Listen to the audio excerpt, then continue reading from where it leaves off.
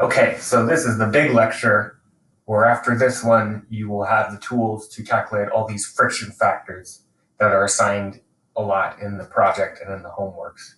So by the end of this, we're going to be able to calculate this F limb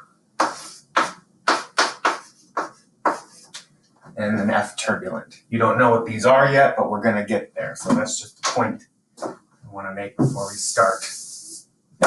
So you got a sense of internal flows. We got a sense that we want to study pipes.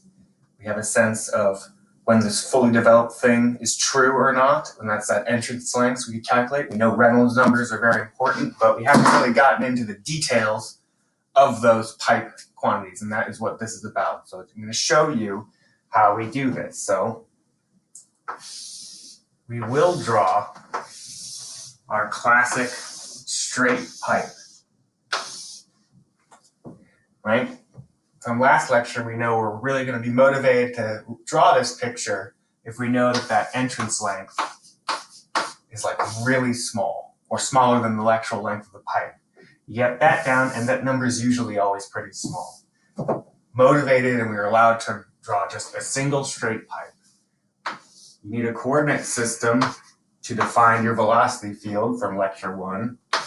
So that's going to be x, and that's r. So we're in a radial cylindrical coordinate system. Okay. Before we even write down anything, we'll write down our assumptions we want to have for the inside of the pipe. What are those? Well, we're going to say 1.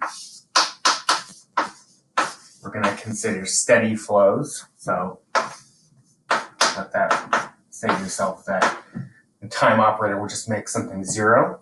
What else do we want to have?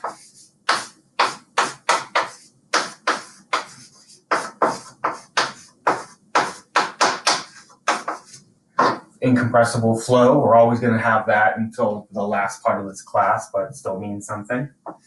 Another one we're going to have is this fully developed.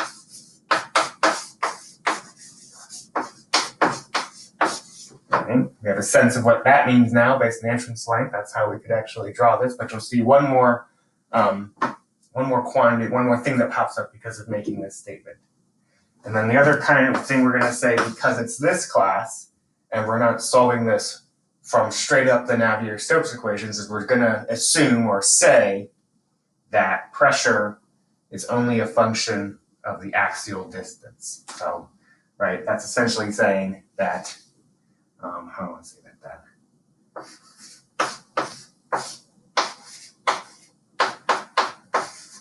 Right, dPdr is 0. There's no change in the radial. There's no change in the radial. It's just the axial is what that will depend on. So, right. And also, if you remember this graph, what this is saying, remember those graphs, that graph we made about pressure drops in tubes just based on experiments, right? One thing about fully developed flow is it had some curvature.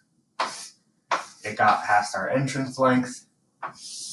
And then we had this, right, constant pressure slope. So this is my dpdx, meaning if I plug a little pressure thing here, here, next little delta x across this. For fully developed, the is equal to some constant, so we'll call it k. So before we start anything, those are the assumptions we've made on this straight section of pipe. And then next we will apply them.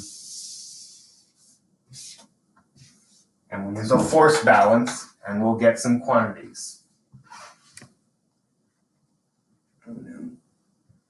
Okay.